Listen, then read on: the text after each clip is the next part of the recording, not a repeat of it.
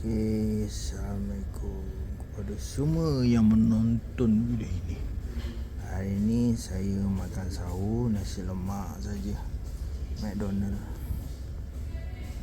Ayam goreng je. Ni nasi lemak McDonald. Air dia.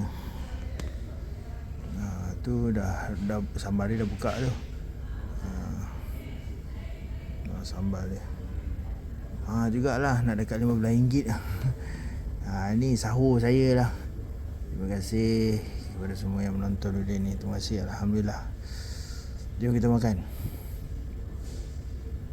Okey, dengan nasi dia. Nasi lemak dia ni. Sedap. Waktu sahur. Sebab kita makan teman. Telur dia. Makannya.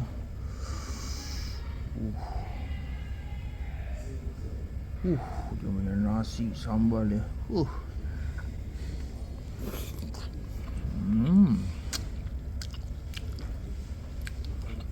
Sedap. Alhamdulillah. Selamat sahur.